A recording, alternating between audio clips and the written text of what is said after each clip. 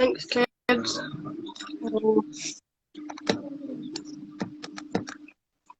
Let me mute this one. How do I do that? Oh, like that.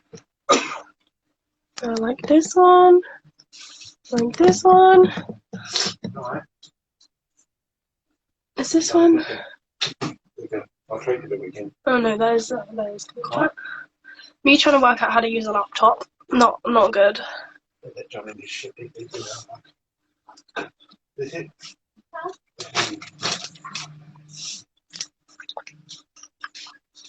Wow, Jazz is straight on.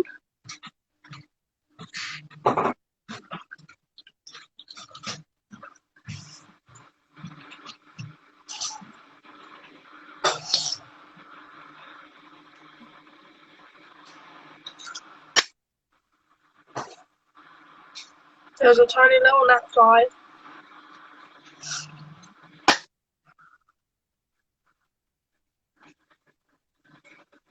It's literally only going to be an hour, this one, innit? Yeah. Hello, Siobhan. Hello.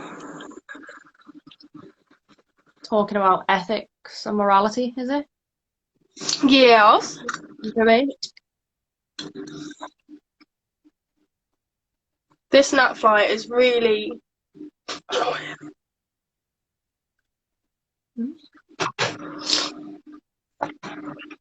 Oh, we've got Dubia balls. I need to get some dairy cows from him at some point. Hi, Wilson. Have you come to steal the show again because you know I'm... Come in then. Dog, just to make everyone join. Get Andrew to get... No. If it's only a tiny one, I don't know whether he would be scared of it. There's only big things that he's scared of. Oh, right, Kissing, can you go lay down, please? Go lay down, go on. You can lay down. Sick kids. Again. Oh. This evening. Stacey's the worst of it. Yeah, Alice keeps being sick. Nose. My nose is just completely blocked. So if I sound weird, that's why. But I think I sound weird anyway, so. Actually, is that the dog? Is that Harvey? Yeah, every time, yeah. I love him. He just wants to be involved. People have sent some questions or standpoints in, haven't they? Some people have what is the word? Messaged some of their thoughts and views over. But if anyone else wants to input anything, literally just type it in the chat.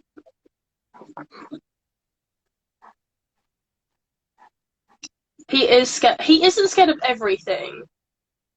He only doesn't like things with wings. And if it's big, like crane flies. Sending my love and get well soon. Cuddles to the girls. Sending my love to you and my darling bestie Stacey too. Because that's completely visual and audio. Sorry. She did wave. I'm just stretching. She waved. I stretched. We can see round corners. We can see round corners. I can't. So, at the moment, I'm struggling to even move my head. Because I had Botox last Tuesday, like I usually do anyway. Ouch. In me jaw by the dentist, and she altered me bite splint what I wear on a night, and I think she's altered it wrong, so like I've not stopped clenching, since she did it. And like I don't know, I feel like my neck's gonna snap, because I'm doing it that much. So between that and the kids waking up, I just feel like I'm about to fall into a big pile of rubble. Oh no! Are you gonna? Yeah. Have they said anything about fixing it? whenever I have a problem, because it's through the hospital, they just say, "Oh, we'll send you an appointment," and then what they mean is, "We'll see you again in 2 months," which is the the Yeah. usual time that I see them anyway. Uh-huh. So it's just frustrating. I hate I that when they're like, "Oh, yeah, we're like, make sure you're okay," but like, we're not gonna make an effort to like give you an appointment. And if you ring us 10 times, we're just gonna fob you off with loads of excuses. Yvonne said, "Oh gosh, maybe you need to seek advice then, my darling, and take it easy in the meantime." Well, Kiss, kiss, it's kiss. fine because the plan is I'll get my own fecking drill out and I will alter my own fecking gum shield. And then Do we'll just it. do it. I would trust Stacey more than anything to fix it. Exactly. Honestly, I'm Have not. more trust. I'm not actually trying to like wave my own flag around, but I'm really artistic, and I thought to myself, do you know what? I might even alter it myself. Honestly, do it. I'd probably have a better success rate than the hospital. You would. Let's be honest. I need to Yes. see that question. I'll look a bit taller. No, but yeah, I'm just gonna keep harassing them until they actually help me because I can't actually function at the minute because I'm in that much pain. So it's just annoying. Yeah, I hate that when it's really irritating. I sometimes get the same thing when it comes to my legs when they're like, "There's nothing we can do."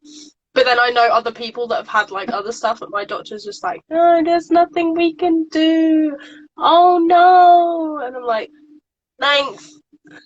I think I'm at the point now where I don't actually think any doctors are that good. Mhm. I mean, there will be those that are, but I don't know. They're I don't know. expensive. We're in funny times, aren't we? Mm. I had a nurse that was awful, absolutely awful. Mention nurses to us. Hello, Trey. Oh yeah, Trey's here. I was actually watching Trey's genetics for beginners video earlier. I was actually watching that because it came up for me. I still don't understand genetics because that is just too complicated for me. Stacey has tried numerous times to help me understand. And even with Stacey's brilliant explaining, my head is just like, no. You're going to remember random things from what Stacey said and random things from that video that Trey did, and then you're going to combine them and get them wrong. That's what's going to happen. Let's be honest. So what got sent in? Right. I will somehow have to get this up either on the laptop. Wait, is Stacey on? Are you on your phone? I'm on my phone, yeah. If Stacey gets someone on her phone, because I just realised that in my head I was like, oh, I'm going to use my phone to read the messages out. My phone is there. And I don't think I can get onto it on the laptop. I don't think I have it logged in on the laptop. I don't know how I do this.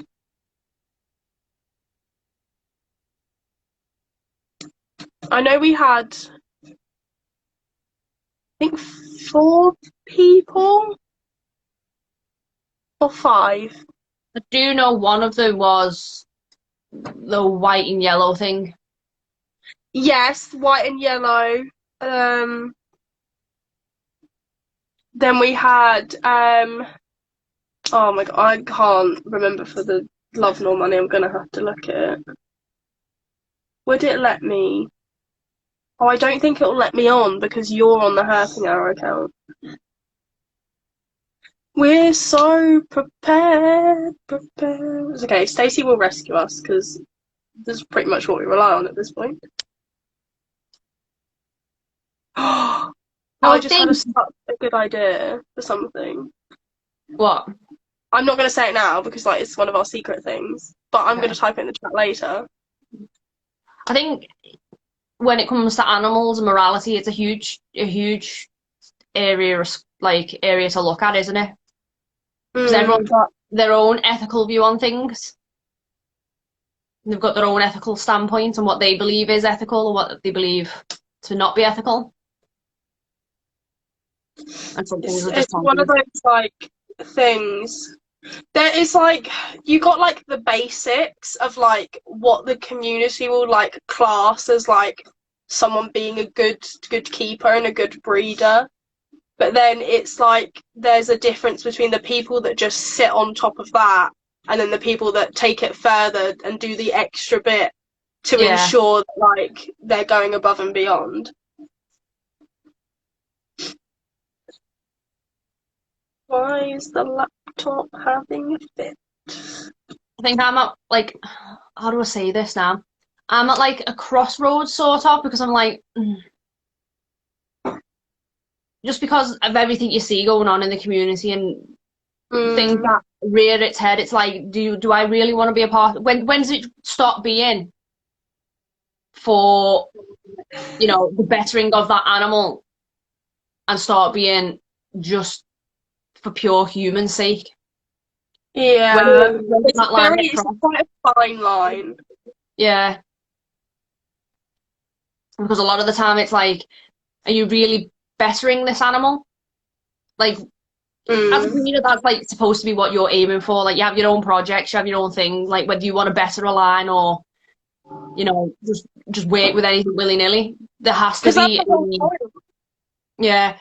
there has to be a reason for you doing it. And in my personal opinion, like, the top trump of that is to be bettering that line or that gene pool, that progress. But sometimes it comes to a point where it's, are you really doing that now?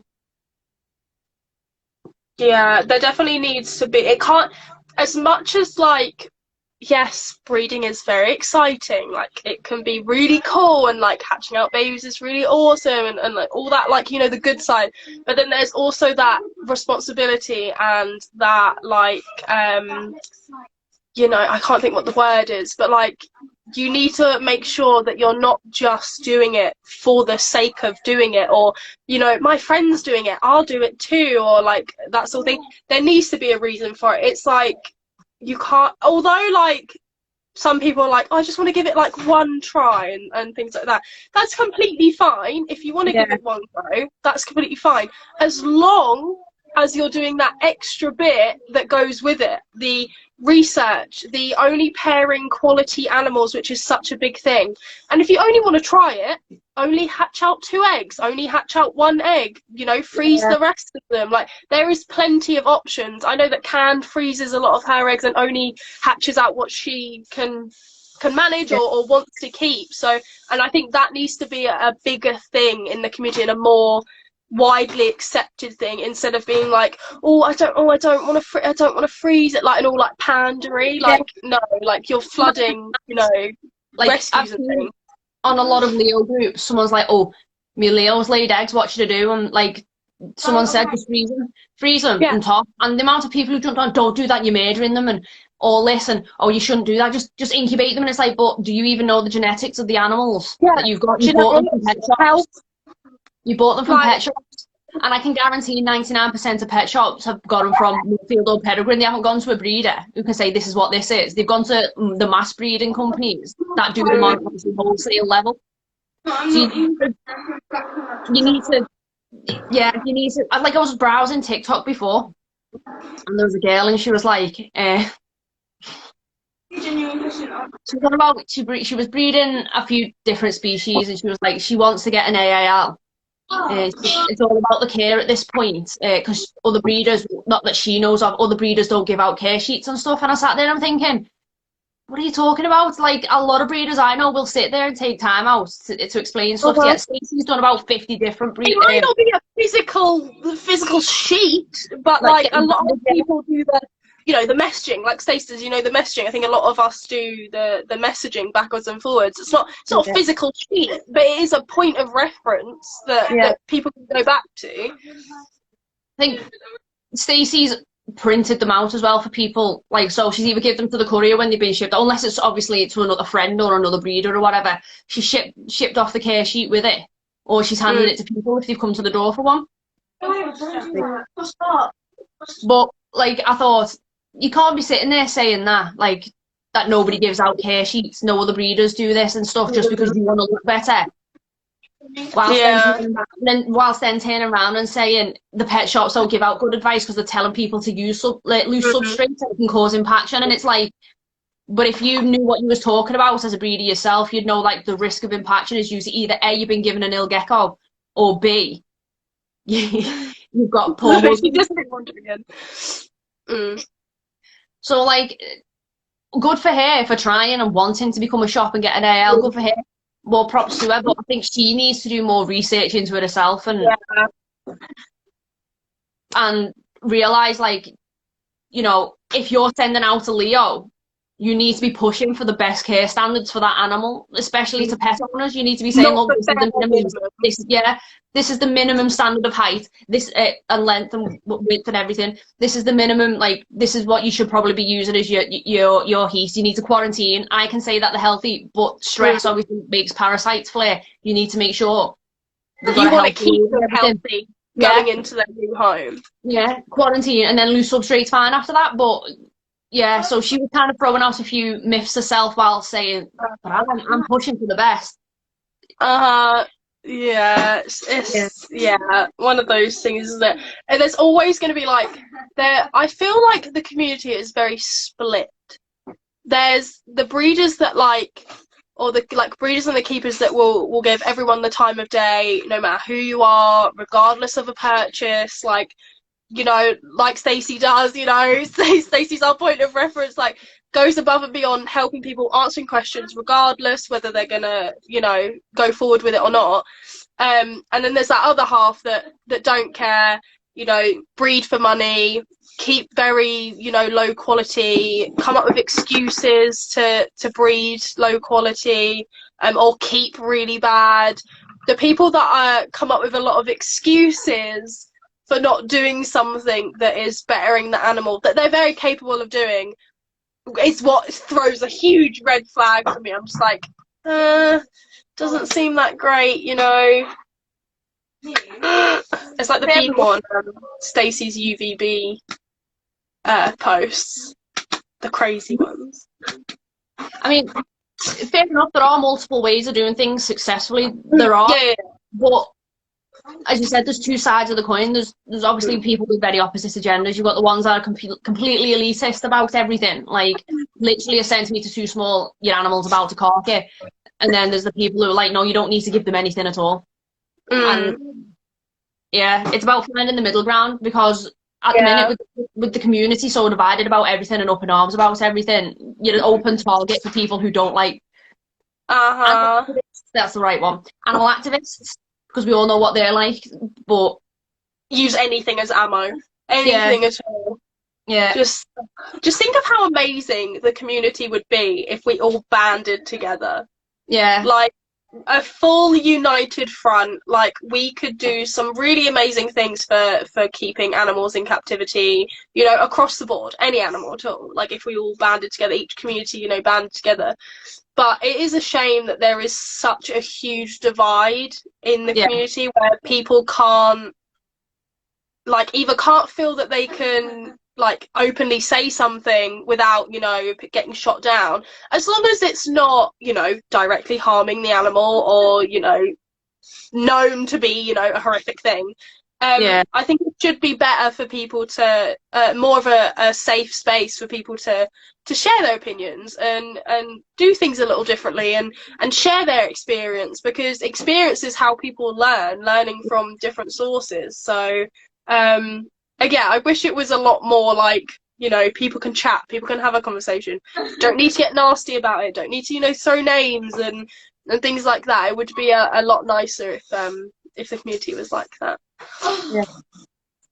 So here we go. We've got pairing correctly with the good knowledge of the genetics, which I firmly agree with, because you can have any animal out there, bring it into your house. Yeah, it's healthy, but genetically, is it sound? And you're not going to be able to tell genetically if that animal is sound unless you can trust the person that you're going to. So I could go to any pet shop now and buy any Leo, but I don't know what's hidden within that Leo, because, as I said, pet shops are notorious for buying from the wholesale, which isn't a breeder. No, they just, pump out mass babies of all different types. There's no, regulation to what they're pairing together. That's why it can be very hit and miss with getting an animal from a pet shop health-wise. So sometimes you do get lucky, but at the end of the day, is it worth the risk of breeding that animal, potentially making things worse, and things like that. So it's all things you have to think about and consider when getting an animal. I've just noticed Joe's here. Hi. She's my new friend. She's my plant friend. I love her. She's great. Exactly. Very pale. Like they are reptile versions of puppy farm. Because, like, all right. So when I was working in the reptile shop, we'd get animals in constantly, revolving door, and it's always Leos and dragons and stuff. Constant. We had one, and obviously it became impacted. And what the pet shop then has the option to do is just send it back and get a new one shipped back out. But then when they get shipped back, they just get automatically euthanized. So this is impaction. It can easily be fixed by just going to the vet, but they won't. They'll just automatically euthanize the animal because to them it's literal pennies. It is pennies to them, and that is wrong because at the end of the day, it's still a living being. Yeah, it's still God, it's ill health or whatever. It's a living thing. That's they shouldn't be so disposable. Like they shouldn't be so disposable. I think my opinion with that is that some breeders do breed quite a lot, but they have the space to do it, and providing they have the space to do it, and the what's the word I'm looking for? The funds. Providing you've got the time, the space, the funds, and the further in their own projects, then that's okay. I mean, in my opinion, that's okay. But it's those that are sort of doing it purely to mass breed and then sell them on and then, carry on. I mean, it's those that were still purring out of season and stuff like that. I don't really agree with that. I mean, that's my opinion. I'll never agree with that because I'm very scientific based when I look at things. I'm open-minded in terms of there are multiple ways to keep reptiles, but at the same time, I'm also very what's the word? I'm like a stickler. Yeah, I'm quite a stickler for things. I understand that certain things do have to happen, regardless, circle of life. But I think the things that we can control, we should control better than what we do.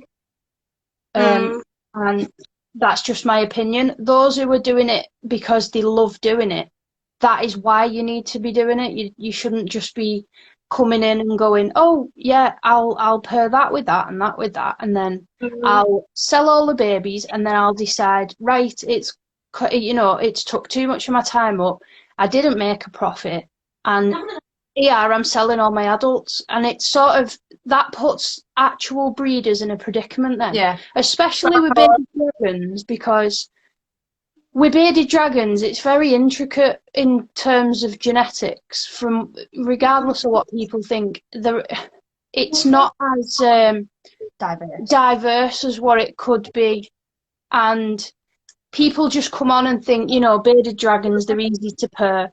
Let's pair this and let's sell that, and actually, they're usually causing more of a problem for all of us that actually do want to further the genes in them. So, yeah. That's what I think anyway when it comes to... I know that everyone's got different opinions, and that's fine, because I think that if you're going to be a decent breeder, then you've got to come to terms with the fact that everybody is different and everybody's going to have different opinions. Yeah. And I think it's to debate healthfully. It is. Yeah, without throwing names and all sorts out. The carrying on from what Stacey was saying, the dragon world is notorious for it, because you think, 20 eggs, I'm going to make this huge profit. But if you're caring for those dragons properly, you don't make any profit, because all you do is eat, sleep, and cronk.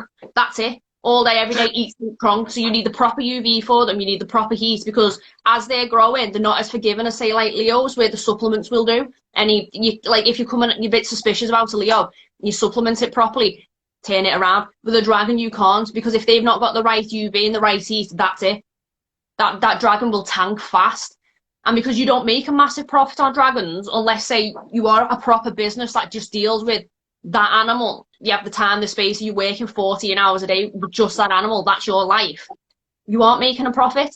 And you'll see a lot of the dragon breeders come around for a season, tank more money than they make and go, right, I don't want to do this no more. It's not worth it. I'm not making a profit. And it shouldn't be about that, especially with the likes of dragons who aren't as diverse as Leos and stuff.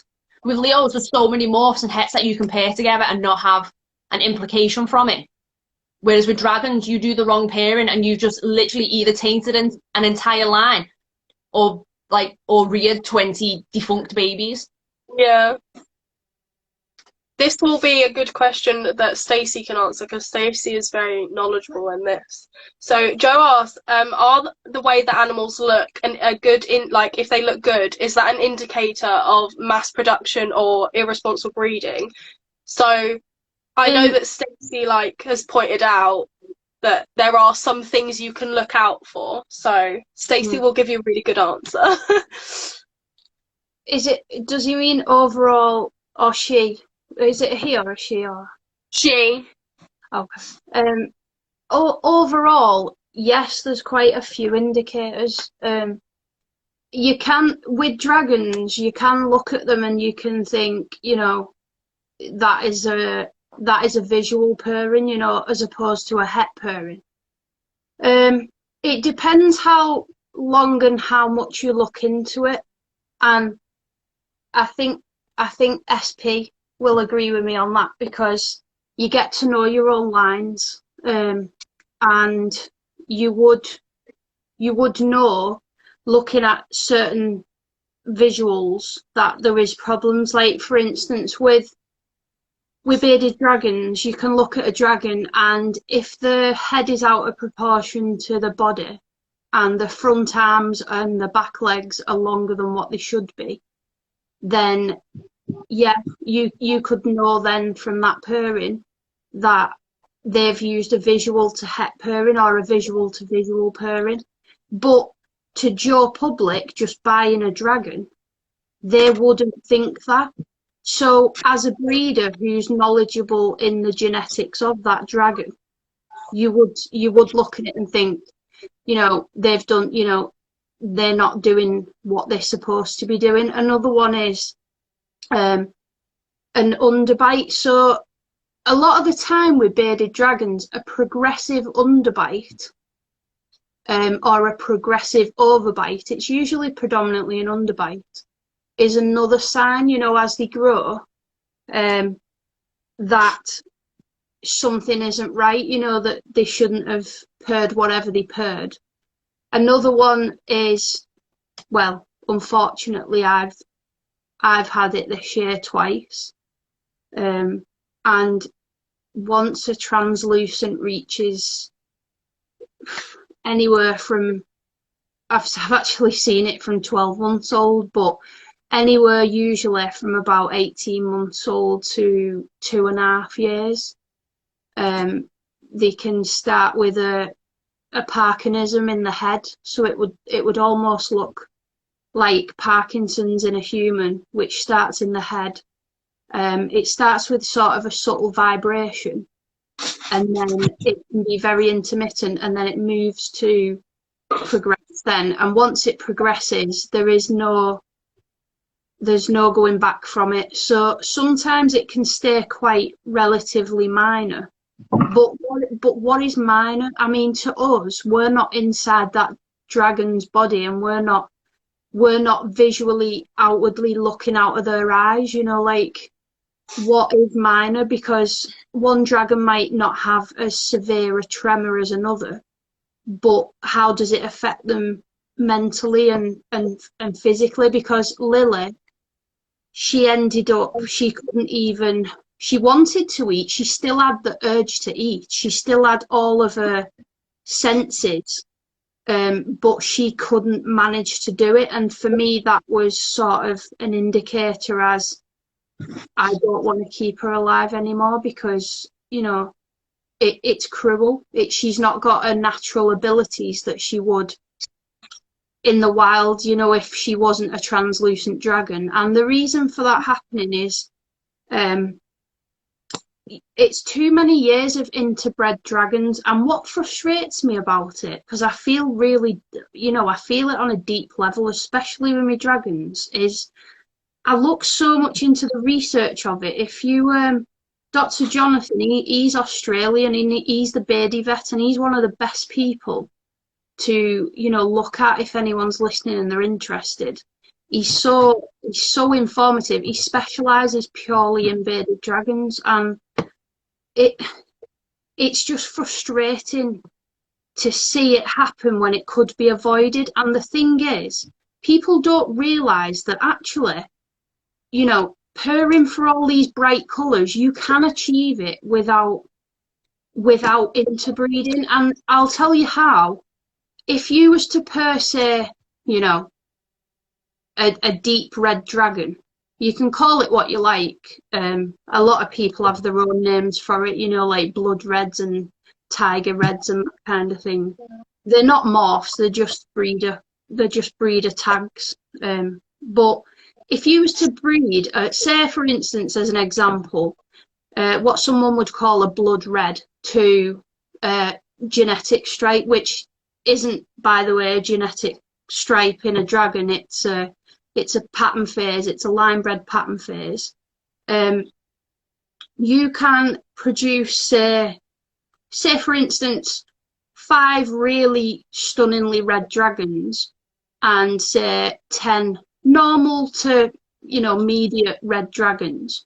But if you was to then purr one of those mediate to red dragons in the future to a normal dragon, you would then still have the chance at producing a super red dragon, because that's how dragon colouring works.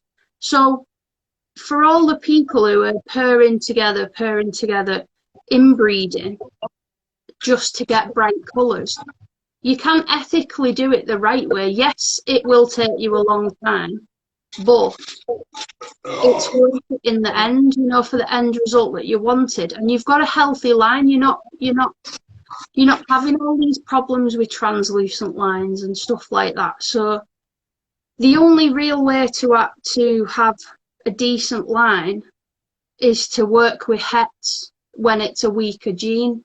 Anything like whiplet, zero, translucent kind of thing.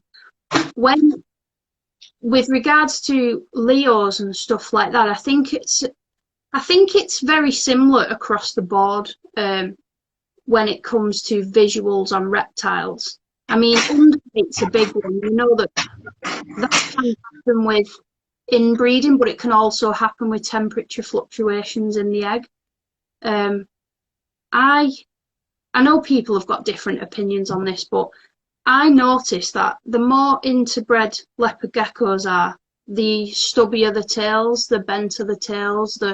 I mean, it can still happen with incubation fluctuations, because I know one of the little female Black Knight Max Snows that I had, which was crossed with an American line, that's got a little tiny tail kink at the end, but its tail is full. So I'd always say, to be a decent breeder, you need to say, if you're moving something on, this has this problem. And I know that a lot of the time it's quite overlooked. I mean, people are just buying stuff, and because it's from a big breeder, or whatever you would consider a big breeder, it's sort of brushed under the carpet. Nobody seems to brings it up, right?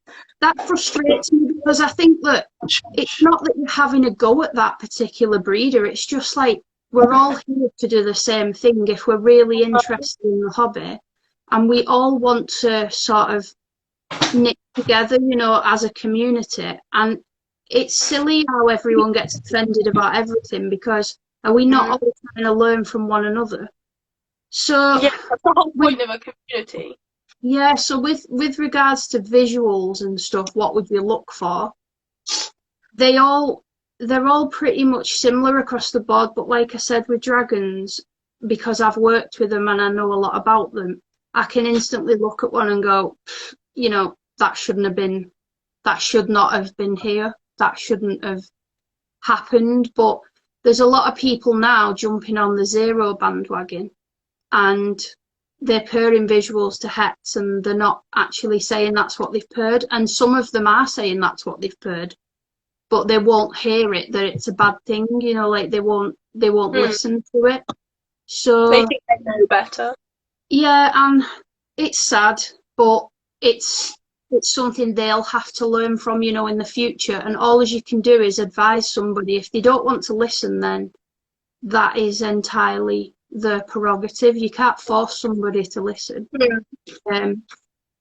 So yeah, hopefully that's You can offer the advice, but you can't force it on someone. Like, and I think that's what, because obviously, like you said, there's multiple ways to keep animals. There is that's just how it works. Like, a lot of animals can be different. Like, I know that, like, for instance, with Cresties, the minimum standard is a 45 by 45 by 60. Same for Gargs. But I know that one of my Cresties and one of my Gargs, probably in this thing's whole entire life, could not be happy in that size enclosure. So you can't blanket every animal the same, but take it on board, learn your animals, and don't just, you know, keep it in a smaller one because one of yours likes a smaller enclosure. Don't keep all of them in tiny enclosures.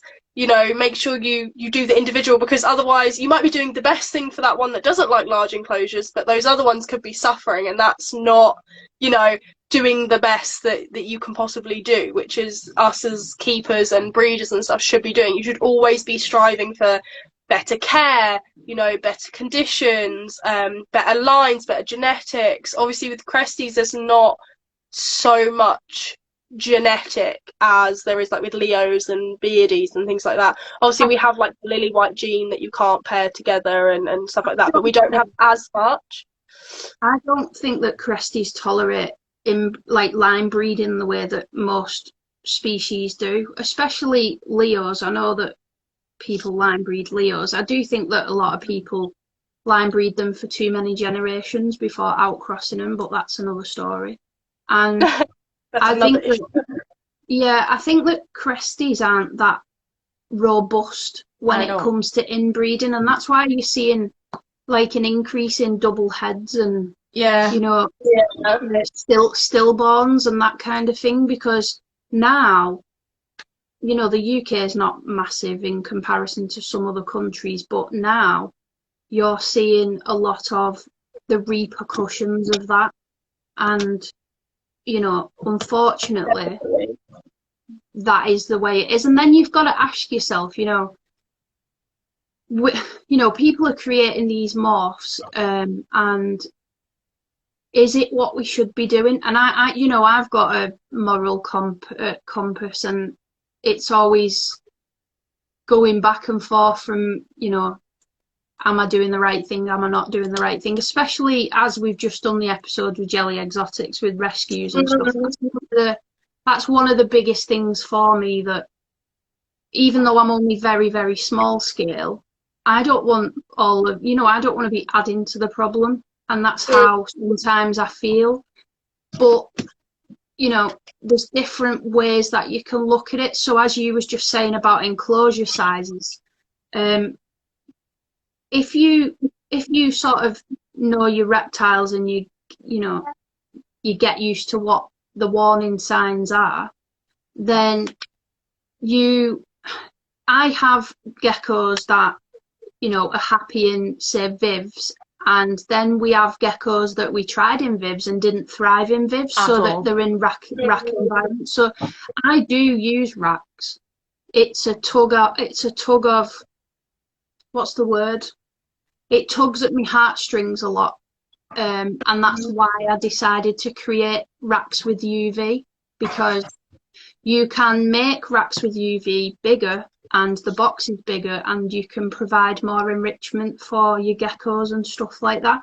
It all depends on what you want from the hobby, and if a starting point is to say, could I do something better? And I feel like I probably could do something better in terms of the racks that I use. I can upgrade them and make them better, and that's why I tested so much to do with UV. So I think it's really important to me, that kind of thing. But at the same time, that isn't having a snipe at those that do use racks. And because, people that do use racks who care have clean racks and clean environments, and that is important, because that is what the reptile needs. They need to be in an environment that isn't contaminated, and that, they're just left there, because that isn't what that is. And I know that quite a few keepers who do keep them in racks do take pride in the collection in other ways. So it's, I see it from both sides. I see it from all points of view. I don't discriminate people that do choose to use them, as long as the reptile is cared for. But in my opinion, I want to be better and do better, and that's why I did what I did with the racks, because I just wanted to see if I could do it, really, to see if it was feasible, and to see if it was better for them, and it's quite cool, because the way that I did the rack, it's just literally a gap, which is the width of the UV that you can use. So the rest of the tub is covered, so you don't get that overexposure element, from above, like you would in, say, an exoterra sometimes. That's what bothers me. And that's another thing. Again, a lot of people like to rest the UV on top of the exoterras and stuff, don't they? Which would blast the reptile to the sun, which you see quite often. Dragons are terrible for it. And that's why I try to create as much of the guides as what I can, and try to make people aware as much as I can, because I like doing a lot of UV testing. I've got a Solometer 6.5R, which is the latest one that you can get, and it's actually really handy, because, as an example, if you're cleaning out your reptiles, you can just rip all the wood out and everything, and when you come to putting it all back in, you've got your Solometer handy, so that that you've put all your wood back in at the right level, and that you're not overexposing the animal. So there's lots of different ways you can look at it. And like I said, we've got 3 females, is it, that only thrive in a rub environment. It's a big rub, but they lost weight in a viv under overhead light and that kind of thing. Wouldn't move, wouldn't eat. And it wasn't just your general relocation stress. This was, you could see this animal was obviously suffering, declining. Yeah. And so I was like, you know what, let's put her in one of the rubs, and since then she's been fine, and the other one's been fine, and it's, so I can see it from all different points of view. Everything has its place. It's not one size fits all. It's a bit like with kids. Every single one of them is different. They all prefer different things, and I think it's just important that when you're keeping a reptile, you account for that, and you make sure that you're observing the behaviour of your animals, so that you get to know them better. I had it out. I literally had it out with someone about it. They were like, no, how do you think they survive in the wild? And then it comes to the point is, would you see this morph in the wild? Would you see this diversity in the wild? You don't. What we've done as humans is manipulated the genes enough for some of them not to thrive in like naturalistic setups and with more space, even if there's like a lot of clutter in there and stuff. We've manipulated them for us to look, oh, that's a pretty animal. So you've took away so for example, with silkback dragons, you're taking away their natural defences. That wouldn't last 2 minutes in the wild, a silkback. There is no way it would last 2 minutes. It's got no form of defence against UV, let alone another animal coming and grabbing it. So it's like, you don't, like, these people on that elitist side don't understand. Like, there is everything has its place, 2 sides to the coin. So yeah, you might stand firm that your max snow will like survive in a naturalistic 5-foot enclosure. It would. It's not really been manipulated too far from its wild counterparts. This Diablo that I've got is so far from it. She just does not thrive at all. And it's not a point of, like I said, it's not relocation stress, which you would find with moving them and changing things around that a bit about that. She declined, and she did it fast because she just wasn't thriving because she's not the best at hunting anyway. Her eyes are poor. It takes her 20 minutes to grab a mealworm or anything else, crickets, anything off tongs with me. So leaving her to do it on her own in that much space, she had no chance. I love her. So, She was a queen. I love her. Yeah, going back to what Stacey said about the whole rescue and rehome episode, I feel like that is where we as breeders especially need to not obviously everyone, but some people that even I've spoken to and even I have purchased animals off that do need to step up their game a little bit when it comes to vetting potential homes. Because even though, like, obviously I know a lot of us have gecko pages, I don't think a gecko page should be a free pass, which is something that I've noticed quite a lot when purchasing geckos. Like, having a gecko page for some reason just sort of clears you of them not asking how you keep, not asking for proof of setup, you know, things like that. Like, I don't know if anyone else has noticed, but I have noticed that if you have a breeder's page, you sort of get like a free pass, which is not really a good thing. Like, as a keeper, you shouldn't be ashamed to be like, okay, right, if someone wants to ask me questions, I'm not going to get offended. I'm not going to be like, oh, why, how dare you ask me a question? Like, no, that's not how it is. It's, are you capable of looking after this animal? Do you have the appropriate setup for it? It's caring for something that you produce.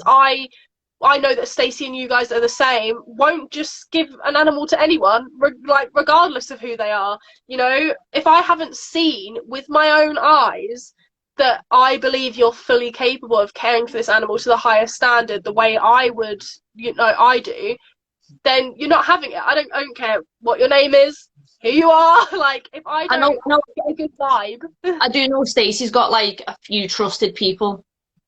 Like, she genuinely knows, like, they will care for their animal. She sends an animal that's going to be cared for. I think she won with the white and yellow baby, she took a few in, didn't she? Because they're not going to be used to breed from. So Stacey was like, yeah, because Stacey obviously trusts Siobhan, like, you're not going to use these explicit, you know what I mean? Have trusted people, 100%. Like, obviously I have people that I trust, like yourself. Like, obviously I'd 100% trust you. I wouldn't try and vet you guys, but I mean, like, when you're selling to, you know, people that aren't in the community, people that, you know, pet keepers, more things like that, more on that sort of side. There's a few breeders at the minute that mass have started to slip from, where, so for example, they put themselves out as this holy grail, but then things have started showing in the cracks. And they've kind of how do I put this now? They've made themselves look bad because they're preaching one thing, yet it started to come to light they're doing another. So we had an incident where we've had 2 geckos. You know the whole situation, because obviously you don't want to blast people public. You do that privately first, and then before it happens. But then you put them on blast. But yeah, somebody said then, we should be, everyone should be held accountable, be it owners or breeders, and we should. And I think that's what it lacks in the community. Like, Liam Sinclair produced that video about, obviously, snake breeders and their standards and such, and like holding each other accountable for things. And it was a really good video to watch and listen to, because he was putting out points there. He's like, yeah, we've all got our different ways to do it, but we're creating loopholes and massive chinks in our defence towards animal activists because of the way we're keeping and the way we're pushing pet keepers to keep and stuff. So, for example, a lot of royal keepers will use the excuse they don't like to move. They don't like to move. They live in termite mounds. Say this is acceptable, but if you give that animal ample place to hide within that environment, it's Holly. Oh, here we go, Stacey's fangirling. Because Ollie joined. But if you give that royal plenty of spaces to hide, because they're not arboreal at all. They'll just stay on the ground. I've seen more than my fair share of them using sky hides. They will climb up and they sleep in it. You just see your face peeking out. So we do need to hold each other accountable completely. And whether you, like, the first step should always be you go to that person privately. Do not make a huge spectacle of it. Don't start ostracizing people publicly. Don't start making people feel terrible publicly, because then you're creating a divide when we like because it could be just a genuine mistake. You don't you don't need a public divide about it. Go to this person privately. Like, I've been to people and been like, look, this and this. We sorted it amicably privately. they've upped their game and whatnot. Fair enough. Kudos to them. Because it's got nothing to do with anyone else. It's a problem between you and that person. Why do you need to involve like the whole idea? Yes, Richard, get on the snake hides. Yes, there you go, sky hides. They get 3D printed the rails to hold the sky hides in. But yeah, send you pictures. We need to hold each other accountable, and then if things don't change, then say publicly, I wouldn't recommend this person because of the practices. Like if someone came to me and said, would you recommend this person? And I knew for a fact that they were sketch, I'd say no, and I'd tell them exactly why. And if that person then went and told who I'm saying to avoid, and they came at me and say, no, I did say this, and I'll tell you exactly why. You can't, that's another thing that bothers me is everyone, like not everyone, but a lot of people are very two-faced. I didn't say that. I didn't say that. I was squeaky clean. No, you need to hold yourself accountable. Never mind everybody else. Yeah. Like if you're going to say something is shady, say it. Yeah. Like don't be scared. Like this thing about like you don't say something because someone's class is a big breeder and you don't want your own reputation to get ripped into and all that. It's a poor excuse. I'm sorry. If you see something that is dodgy and that shouldn't be being done, say something, because you might as well throw your own reputation down the line if you're going to allow that to go ahead without saying anything when you have the chance to say something. That is something else that that comes down to and that also comes down to transparency as well as a breeder. And I know that a lot of people think that white and yellow is just it's just an equilibrium issue and they grow out of it and stuff. Well, not all of them do grow out of it, and you know, Siobhan's got one of my babies there. I'm not sure if it's grew out of it now, but you can carry on. Holly's dropped. It was quite a bad one actually, especially with its head and stuff like that. And you look at that and you think, you know, I'm not hiding the fact that happened. It happened, and I explained why it happened, and I think it's better that you are transparent about it and stuff, whereas a lot of people sort of brush it under the carpet and they're like, oh, it doesn't matter. And the ones that aren't as severe, when they do get a bit of weight behind them, they still just sell as, oh, it's a white and yellow such a thing, and just sell it on, and that's where all the problems come from. So again, you've got to think to yourself, pairing correctly with good knowledge of genetics, and also if it goes wrong and you have babies with issues, can you accommodate them? I know I would accommodate them, yeah. And I know other people that would accommodate them. And I think part of being a good breeder is to do that. And you need to have a vet. I know a lot of people who are like, oh, it's got a problem, just leave it to die and stuff like that. And that is not ethical and it's not moral. And you've got to take into consideration those things, that things will go wrong and things do go wrong, and anyone that says that they don't is lying, because they do go wrong. So yeah, transparency. So for example, we went to Siobhan. If you hadn't told Siobhan, say she was doing a white and yellow project and you'd shipped them to her, you've then just ruined somebody else's project, and you don't know how many years they've been working on that line. You just ruined, like, that could be like what, 5-6 years of work. See, that's another thing, because I know that Siobhan likes one of the geckos that I hatched this season from the gecko that didn't appear to have white and yellow syndrome last season, which was the only one out of say 20 geckos. And I would give it her in a heartbeat, but I'm still testing that line, and that's one of the reasons that I've not said, here, have it, because I always do that. And take my animal. Yeah, I haven't done it on purpose, because I wouldn't want her to then go on to breed it in one of her projects, and for her to spin out white and yellow syndrome babies, because then I'd be like, I'm so sorry, because I need to test that line for another good few years before I can then say that line is completely clear. And if white and yellow syndrome does appear once you've got one of these babies from this line, then it's down to whatever you've paired, whatever you've paired to that baby. Because once it's gone out of a line, it's gone. and that's the way it works. So yeah, to me, that's, you need to be honest, and that is, the only reason I've not been like, yeah, have it. Honesty Have it. and accountability. Yeah. Key factor. Key factor. Like, I No know matter what it is. pride. Everybody's got pride. Nobody likes seeing the new question. How/why does white and yellow syndrome occur? Here we go. Let's get Stacey on it. This is a Stacey question. Let's go, Nick. See you later. Me and Siobhan are gonna do a live on this, I think, because it happens because people believe it happens for many different reasons, and people also believe that it's a different gene hit, like 3 or 4 different genes that are at play. So maybe someone thinks it's a dominant, someone thinks it's a co-dominant, someone thinks it's a polygenic. Only one person thinks it's a polygenic. It's definitely not a polygenic.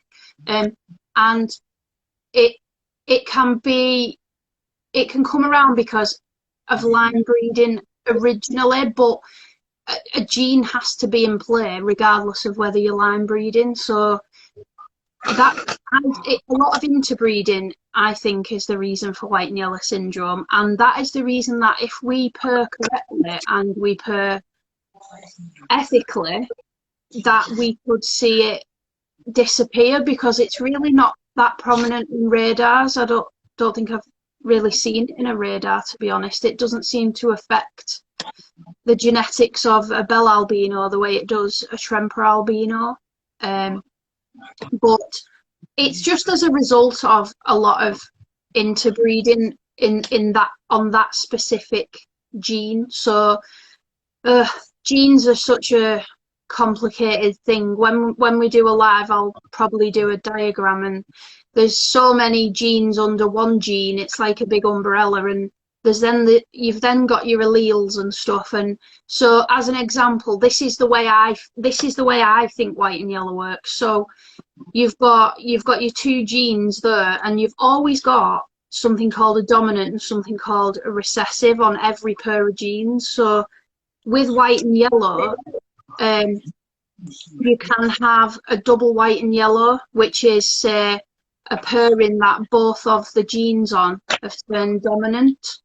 So if in that pairing, what's happened usually is you've got 2 dominant traits because you've got 2 white and yellow geckos, so you've produced then a 2 copy white and yellow. This is just how I think it works. So I know plenty other people think, oh, it's something different, but it's not. So then you also get what I believe and what a lot of people believe is a 1 copy white and yellow. So you would, for instance, so if you've got a 2 copy white and yellow and you paired it to, say, something pure or something that isn't white and yellow, you would then get 100% all white and yellow 1 copy babies. And really, you shouldn't really see the problem in those because they're not 2 copy as such, but they can still have it. So it's very, very complicated and confusing. So, but that is how I personally believe white and yellow works, because I've seen it in my projects, and that's why I believe it works that way. So what happens with a 1 copy white and yellow, for it to be visually outwardly white and yellow, is the 2 genes that I said was dominant and recessive. The dominant one has taken over the recessive allele and then become outwardly dominant. So you would then see the white and yellow visually on a 1 copy white and yellow, because the dominant gene has took over the recessive gene, and that's how it works. And it's very complicated, but if you do breed it correctly, it's actually a really nice gene to have in your collection. And 30 seconds. Yeah, so Sorry. you'll have to Yeah, I will. I don't know why it does that. It's very frustrating. Instagram. I think it's to do with our followers. Yeah. By the way, we're laughing because clearly we've just figured out nobody listens to the podcast with me and Harley. It's how you say words and how you speak. Literally everyone just blew up the chat about how you say things. So every time you're saying those words, we're laughing. So that's why me and Harley are sat there like that. Because you kept saying the words. Per. The. the and something else. I love the way Harley's name is Puff of Sugar. Yeah, puff of I sugar. Like, yeah. That is. Ollie-esque. And there's Darren as well. Hello, Darren. I'm here. Hello. I'll wait for people to join, so I'm not just talking you to death as usual. Hello, Darren. Hello. People. Back up to 10. I think it was 10. How do I say the word purr? I don't get it. I say pear. Purr. I say pear. Pear. Yeah, I say it. Yeah, but that's you though, innit? Pear. Yeah. Right, so we say pear, like right? And you go purr and Does that make sense? And Hello. Just Hello. joined us. Said it. Hello again. Siobhan You say definitely purr. Purr. as well. Yeah. See, everyone Purr. And it's fantastic. See, Stacey, everyone loves you. The chat is popping up about Stacey. But Yeah. yeah, See, Ollie knows because Ollie's a northerner as well, and he's got a full Be back in 10. accent. Enjoy your purrs. yeah, chair Sure. How do Yeah, you say chair, I don't know. Stacey? How do I say what? Chair. Chur. Oh my god, Joe is right. Oh, Stacey, it's not, how do I say? say raw. Say raw. As in raw egg. Raw egg. Row. Row. Row. Row. Do you want to What do draw? we call these Stacey's? Yeah, Stacey needs. So instead of This saying is draw, Stacey. she'll go drow. Drow. No, drawing. Drawing.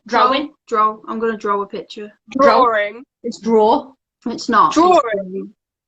We should just do a live dedicated to the way Stacey says stuff and just get people to comment what they want Yeah. people to say. Say a word.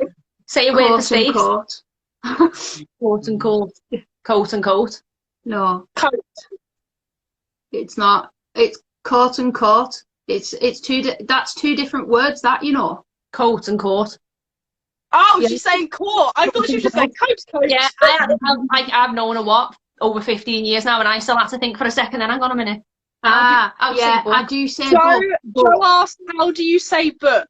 I say book. I don't say book because I don't like it. It freaks me out. Yeah. Dave said, Oh, I know how he's pronouncing that. I'm not daft. He's doing that voice. He's doing this specific voice. I know he is. I can hear it in my head. This is great. Shall we see? Right, does anyone have any non-Stacey's accent related questions? Well, actually, can I just pick on something else as well? Just while we're talking sure. about it? Because got the clipboard out. I've seen, like, I do see a lot of people going on about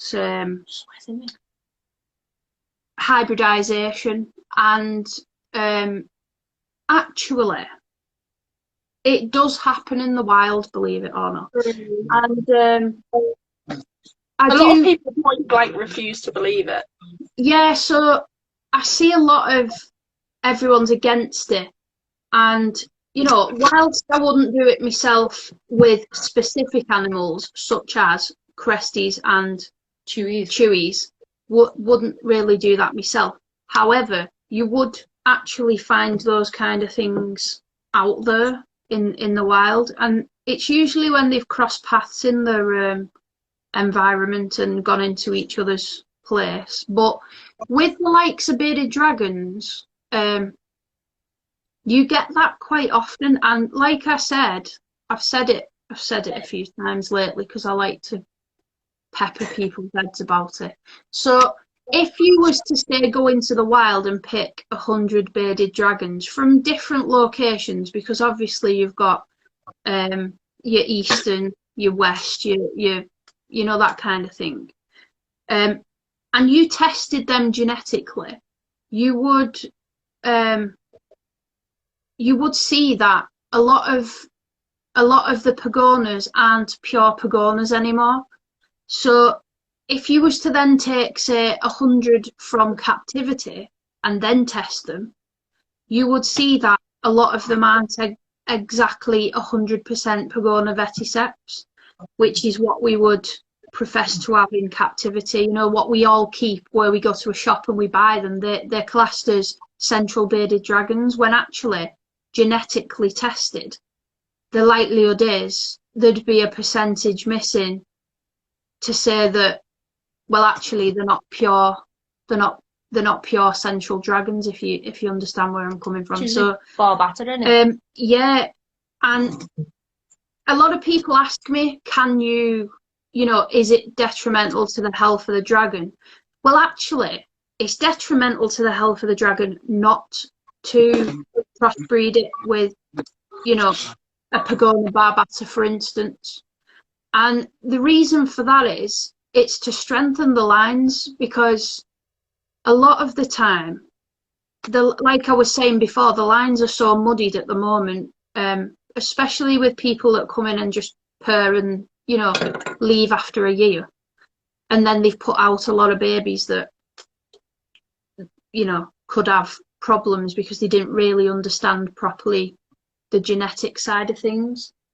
But yes, to answer most people's questions, hybridization usually isn't such a bad thing as what you would think it was, the way it sounds, you know, hybridization. Sorry, I had to do it in that voice. And it's not such a scary aspect as what people think it might be. It actually does help in certain species, and it, you know, it does happen in the wild. You can't stop it from happening. So in order to strengthen a gene every so often, I know people that do bring in and cross barbatas, and then you get all your stuff like your 1/4 barbatas and your half barbatas and that kind of thing. And it's a bit like, I was talking to Siobhan the other day, and she was explaining the 87.5% thing to me, because I understand you get, you know, your 50%, your 75%, your 100%. And I was like, so how do you get your 87.5% of one morph? And she's really good at explaining that to me. So, yeah, so it makes sense, you know, that you do have to sometimes bring in something to cross it. So I've just had quite a lot of questions lately about it, and I just thought I would address it on this, because we're on about ethics and what's best for the animals kind of thing. So is there such a thing as over crossbreeding? I think if you're breeding for the purpose of just making something that looks pretty, so for example, like usually like sterile, so isn't it true that usually Chewy and Cressy hybrids are just sterile, so you've literally just created an animal for, I don't see a purpose. I don't see a purpose. You're not bettering anything, you're doing something for its prettiness. It's just for the look. It's for the bright orangey look. I think, as an answer to that question, if you're looking at it as from a breeder perspective, then yes, there could be so much as an overcrossing. And the reason for that is,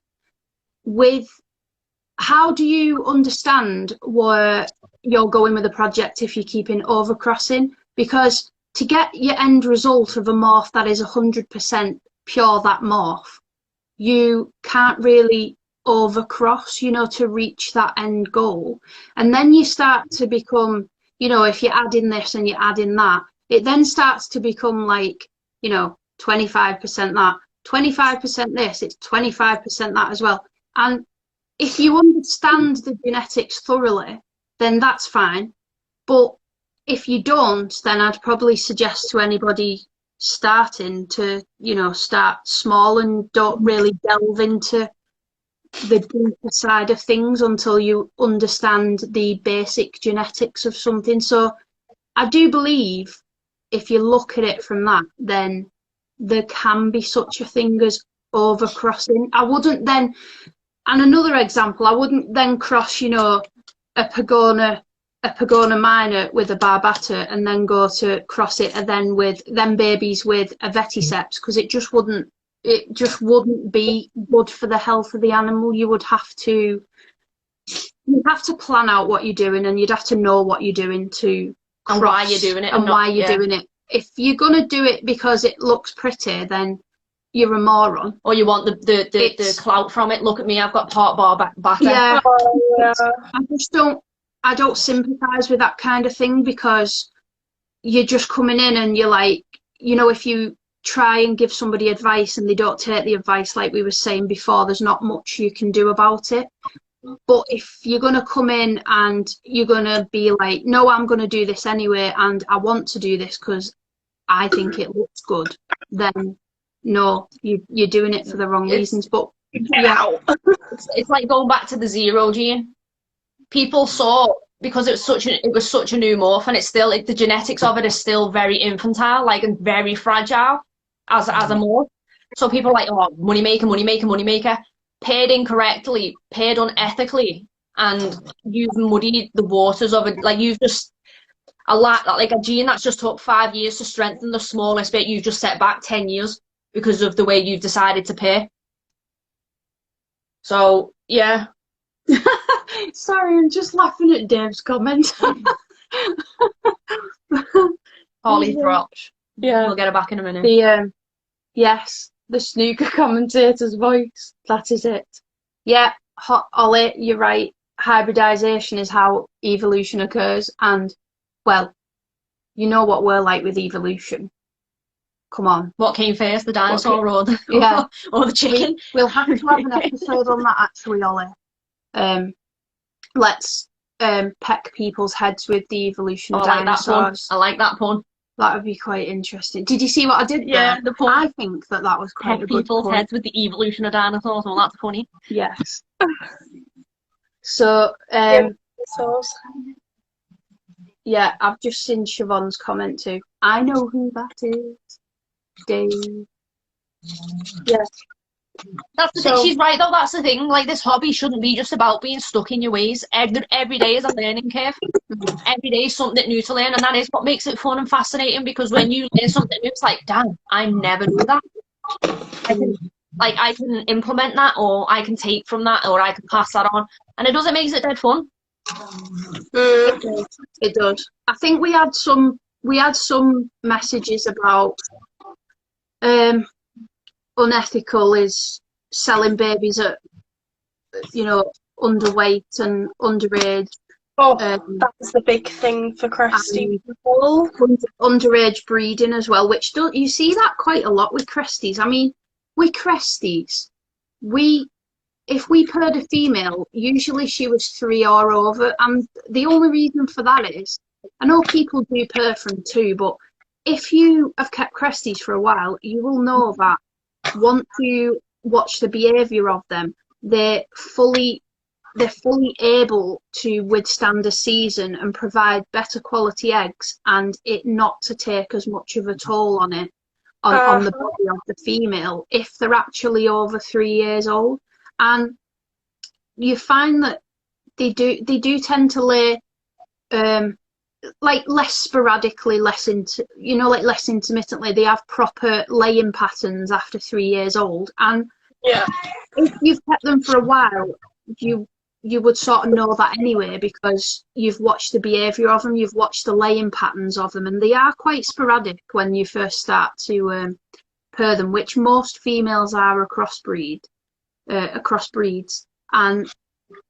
particularly Cresties, they don't really lay that many eggs, and a lot of the time they quite like to eat their own eggs because, you know, Cresties.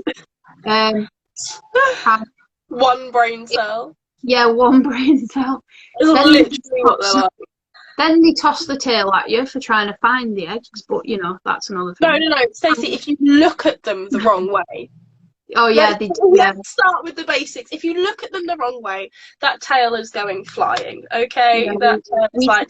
We done, didn't we, one time? Oh my God, Snow White. Yeah, she threw a tail. But 3 years old is what I recommend with Cresties. But you do often find, and it's not just females, it's males, because males is a big thing. I think everybody forgets, right?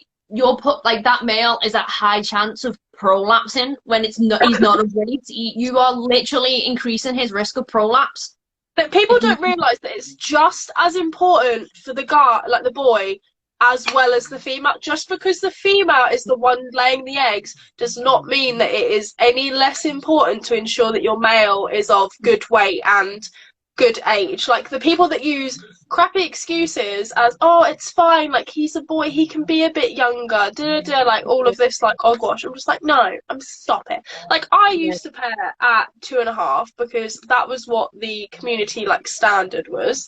And then over time, and speaking with Stacey, I've noticed a great difference. So now I don't pair until my females are older. Crackle is like 4 now. I think Lemon Cake is like 5. Like, I have noticed from my first season to this season, I've noticed such a massive difference. Like you said, with like the sporadic laying and everything. My first season, I could have had eggs at 20 days, eggs at 45 days. I had no idea when eggs were going to pop out. There could be babies in the tank for all I know. No, luckily I've never had that. I've never had that yet. But this year, all of my girls have been laying on the same day, every single time. Like, I think 2 of my girls are on 35 days apart, and I think it's Lemon Cake who's on 30 days apart. Bang on the dot, all the time. This whole season, they've never gone, like, out of that. It's always been the same exact same day. I honestly don't think any of them have gone a different day or a day out. That's why it's so easy for me to find eggs, is because they just I just know. I'm like, it's the 30th. I was like, Lemon Cake's laid somewhere. I just go look. Oh, look, eggs. It's really creepy though, because Lemon Cake looks at where her eggs are laid as well. It's really freaky. Yeah, it's so freaky. It is good though that that's a prime example of that you've noticed a difference in behaviour. I want to do a post about it. So once the season's completely done, it's the Christy community is grinding my gears in respect that as soon as that animal's out the egg, people are taking deposits. Like, don't do that. Don't do that. Just because it looks healthy coming out does not mean or guarantee that in 4 months' time it's gonna have thrived. Because all of a sudden you could go in, you've got a dead hatchling, and you've took money off someone. Wait till they've grown a bit and they're at a decent weight, and you can say, right, no, they've consistently put on weight, they've consistently grown. This animal has no issues. Yeah, the whole weight thing really, really, really grinds my gears. I've noticed, like, I haven't been in the hobby all that long, and even from when I've started to now, I've noticed a huge difference when it comes to the minimum weight. Like, that is a huge thing that's fluctuated. When I started, it was very, very, very on the ball. Like, you do not let anything go before it's 4 grams, okay? That's another way to spot a good breeder, is they will not let anything go, Cresty-wise, below 4 grams. They will not take deposits for anything under 4 grams, anything like that. Even if I'm sending it to you, Harley, for example, I'm sending you a Cresty, there is no way on God's green earth would I send you anything under a certain weight. Like I've said plenty of times to you, mine come out the egg at 4 grams. Mine don't come out at 1.5 grams, 2 grams. Mine come out the egg at 4 because I literally have it on the lowest temp for the longest time. Yeah, I think that was brought up as well in one of the responses that we got, that people was putting them on the highest temp. Get them out within a couple of weeks. To get them out. Yeah. You're not seeing very good. You're not seeing very good structure, and a lot of them are sort of failure to thrive because, you know, at least have it middling. It's like, for example, when you were pregnant and I just put you on a higher heat so you'd have the baby sooner, is that baby's organs going to be sound? Because you can't physically see it. No, do you know what I mean? You can't rush the process, and just because you can doesn't mean you should. Yeah. So it's like, yo, Stacey, cook you a bit longer. Have our babies in a bit sooner. Please don't cook, Stacey. Oh my god. But yeah, it is. Would you make them give birth sooner? Would you make them give birth sooner? Yeah. Because you could. Imagine if babies went for 10 grand on the black market. Like, that's exactly what it is. People be pumping them out. Like, would they be healthy? To put your animal's eggs in at like the highest heat you can to have them out within a month and a half. just so then you can sell them on. That's not that's not ethical. good. I think my last lot of eggs was it 6 months it took. My last lot of eggs took six months. We actually thought I thought, oh God, this isn't gonna hatch. This will take way too long. Never really took this long before, and it's 6 months. Then they hatch. Yeah. Another thing is age as well, like how long they've actually been alive. Yeah. Like they could. I don't know how often this happens because I have not had this happen. But say for instance, pardon me, that baby, like you said, hatches out at 4 grams, or within 2 weeks is at 4 grams, which is like the minimum. You still shouldn't list that baby if it's only 2 weeks old, regardless whether it could be 10 grams. Okay, do not list it. It's a bit of both, isn't it? You've got to find the balance. The amount of time it's been alive plus its weight. Also include feeding habits and things like that. So Yeah. I don't let any babies go that I think eat like really dodgy. So, you know, 1 minute they could be eating a ton and then the next minute they're not eating. I don't let those babies go. I haven't had that at all this year, but I did have it my other year. So I held on to those babies, Chipper being one of them. That's why he's still here. No, he's a good eater now. But when they're babies, like, it's a lot of different things that you should be taking into consideration. It shouldn't just be, oh, it's 4 grams, off it goes. Oh, it's 2 weeks old, off it goes. Like, it shouldn't be that. Preston's are really picky, aren't they? Yeah. I know the Leo community is a lot more firm on the age and the weight that they should be going at. Like, and that is a thing they will publicly call. Like, like they will say, like, if somebody posts something, look, my gecko, I just got my gecko, it's 3 weeks old. Is this the right weight? You know, from a new owner, you will see the breeder smart and go, who was the breeder? You should, you shouldn't be getting an animal that small or that weight. It's just, it's not ethical. Yeah. Whereas the Christian community isn't like, not like standard. They won't go, you've been sold an animal that's way too young or way too small. Whereas the Leo community is like, no. It's sad. It's sad because I have seen, like I have spoken to you guys about, we've seen people selling geckos as soon as they are out of the egg. We've had seen people taking deposits when they've literally just hatched, when their head is just poking out. You know, they haven't even got their legs out yet. Those are things that when you're, even if you're new, even if you're like completely new to geckos and you're trying to look for a breeder, these are all key points that you can look for as like sort of your base, sort of, you know, avoid this, go for this type thing. If they're selling too young, if they're, you know, they don't really, if you get a vibe that they don't really care for this animal that much and they're not asking you loads of questions, especially as a new keeper, completely new to the scene, if they are not, you know, asking you the questions, you know, and things like that, and they're completely happy for you to take it straight away, you know, and all that, then it's red flags. It is just red flags. Like, I don't know how it is obviously with beardies and Leos and stuff, because I don't work with those, but with Cresties, a lot of the red flags are all to do with age, weight, things like that. Answering questions, I know, is quite a universal one. If the breeder themselves is not happy to answer your questions, regardless of what your question is, that also to me is a red flag, and to new keepers should be a red flag. And I know that some new keepers have said to me that that is something that does put them off, even the community in a whole, which is sad, because we should be, you know, opening the door and inviting everyone in, like, come on, everyone should have a reptile. But you know, it's sad. It's sad that people do that, and it's the like big breeders or the people that think they're all this and that you see advertising, and it's sad because you're like, especially when you believe that they're such a nice person, or if they are genuinely a nice person but they're still doing that, it kind of makes you a bit sad, because it's like, are you know, really doing it for the right reasons? As well as producing loads, I'd say an ethical breeder would not produce more than they could keep permanently or on a more permanent basis, you know, a year, 2 years.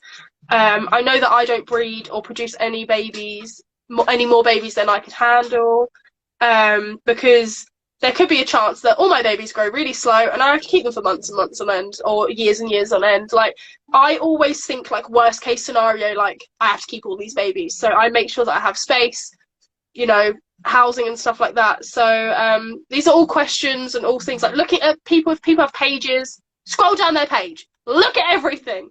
read everything, read the comments, read how they reply to people, all stuff like that is good. Red flag, looky stuff. Technical See, term. with regards to my dragon babies and stuff, I usually have a list of people that are interested, like the season before. So Yeah. for my zeros, the people that had the other two, they'd waited over a year because they knew that I would be doing that purring the following year.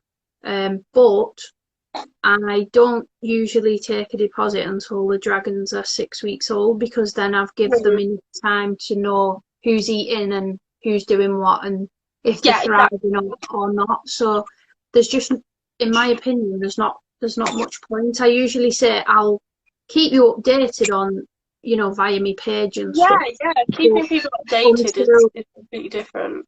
Until I know that I'm happy with all of them, then I won't be, taking any deposits, kind of thing. So, yeah, Cool. it's fine to have, a list of people who are interested in things. But I always say to people that message me, I'm not, there's nothing there yet. There's nothing available, and I haven't decided what I'm keeping. So yeah.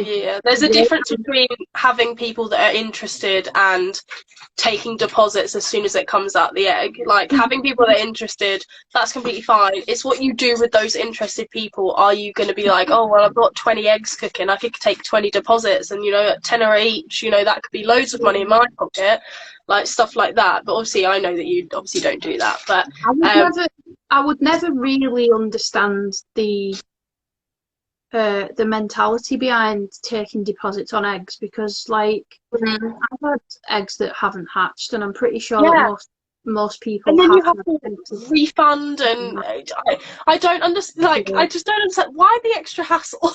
Where where's that coming? But then you get the people that just take deposits and then don't obviously give them back, or don't even update anyone or anything like that. Shall we see if anyone's got any last minute questions?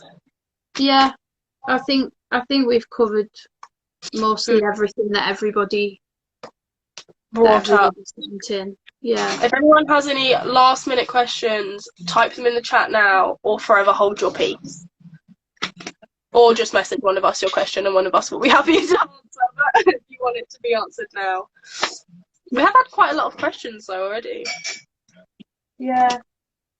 It is so hot in here. I still need to spray the geckos as well. Who is still? Oh, I see that Joe is still watching. Plants.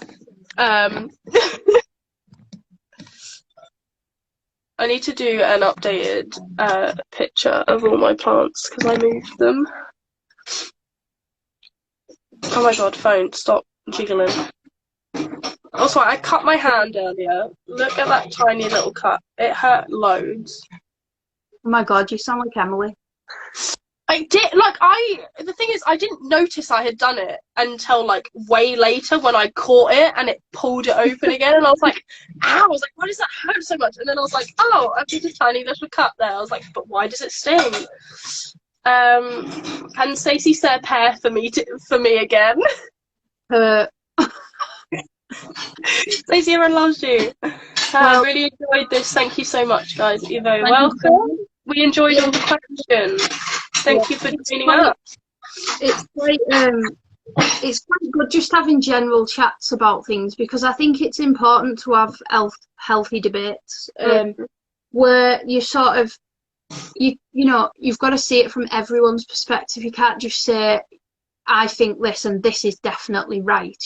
Everyone's got different opinions on everything in life, not just reptile keeping, but everything. So, like I said at the beginning, ethical is a big word, and everybody's got their own view and their own standpoint on it. It's like a bunch of terms. Everybody has their own interpretation of it. And when you talk about it, you don't see other sides. Everything has its place. Everything. So it needs to be talked about, and yeah, I think it's quite interesting. I will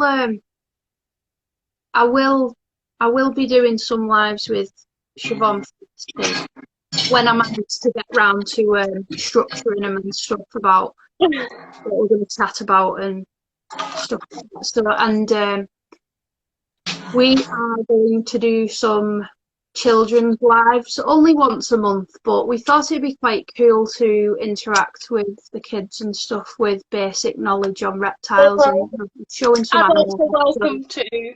We are going to call that the Hackling Hour, which is really cool. It's a very cute name. And Ollie from Ollie Zoo, he's going to join us on that one because he does parties that do things like that anyway. Everyone will love Ollie. He's like the sweetest person ever. So yeah, I just love him. He's so cool. So Do I have to sit here and be worried about the budding bromance? That was a joke. I don't do jokes. That was a joke. That was a joke. Me and Stacey are just going to go off with Ollie and just think and Andrew can just sit in a corner. That's fine. That's fine. The thing with Stacey is I always have to like reassure, like, no, that is a joke, Stacey. It's fine. And I always say to you, we've got 2 kids. I'm not worried about not. It's fine. Go with whatever. Came from the plant page. When I tell a joke, I actually tell people that was a joke. Yeah, that was a joke. That was a joke. So, and the other thing is, I'm going to ask Ollie, does he want to do a dinosaur episode? Because I feel like I need to do that. Because that would be Get awesome. out your system. Yeah. Especially. Please get it out of the system. It will never ever be out of my system. But I just think it'd be cool, especially because a lot of people are under the impression that most dinosaurs look like the illustrations that there are today, and that is just wholly incorrect. Yeah. Everyone enjoyed the Myths and Monsters episode as well. So for those that are new, we do a podcast on YouTube and Spotify. We have like different guests on and we talk about different topics, and one of the topics we did was myths and monsters, talking about like Bigfoot, dinosaurs, things like that. It was very exciting. Stacey loved it. We had Ollie on. It was a very good episode. So either check out our YouTube or go on Spotify, or you can ask like Alexa and stuff to play the Herping Hour podcast.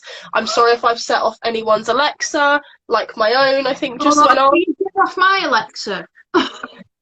Alexa, No, play the Herping Hour podcast. If I set anyone's Alexa off, I'm not sorry. Okay, I'm not sorry. Yeah. So we'll do a dinosaur one. Definitely. I think that'd be cool. Did it work? Yeah. My sister confirmed that I set off my Alexa. That's fine. That's fine. So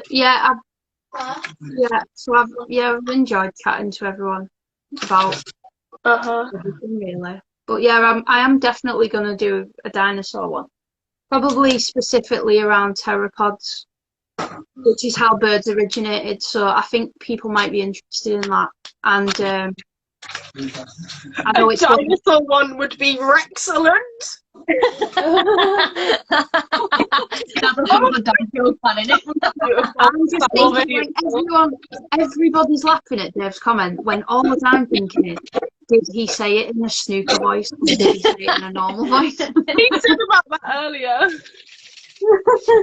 We have lots of exciting things planned, lots of exciting episodes. We have more exciting like lives and stuff planned as well, because we do like doing these ones where we get to like talk to you guys like more direct instead of, you know, like posting a podcast waiting for you guys to comment and replying. So we do these because we like chatting to you guys more in person. Everyone is still dying at his comment because it was funny. Don't forget, we have awesome sponsors too, like Amphibipod. Go check them out. We have discount codes now. Down. And now colourful Cresties as well. So, you know, you can nab yourself a bargain. You can get basically everything you need to make your vivarium very cool. Yes. Fresh. Yes. I got my giveaway prize today. Best thing I've ever received in the post. Very excited. I got some pictures of the day geckos on it. I'm going to send them to Richard, if Richard's still here, which I think he is. I think I've already sent them. No, I don't think I have. But I'll send them to you guys as well because Applebee's girlfriend, because I can't say the other word, It looked very cute on it. It was very cute. Anyway, so I am going to say bye because I don't want Harley's cold. Yeah, kidding. Maybe I sneeze on you through the camera. The only thing is, I'm the last one to get it. I avoided it. I was literally going to say that was a joke, by the way, because that's all I do. Like, if I So what's your for? No, what?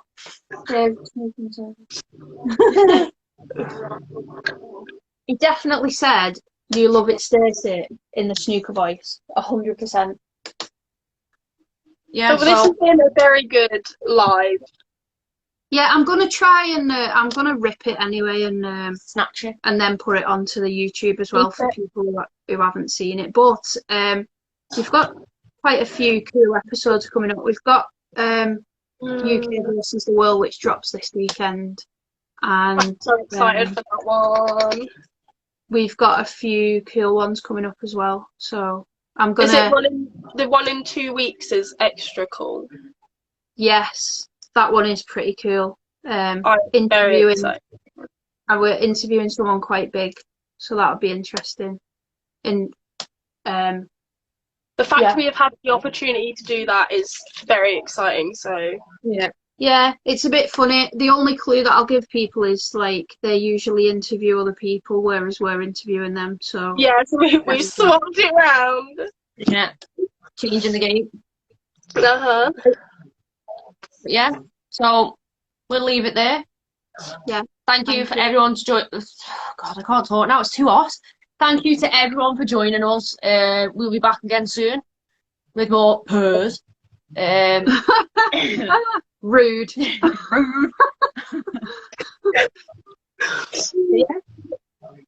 Thank you. Thank you. Bye.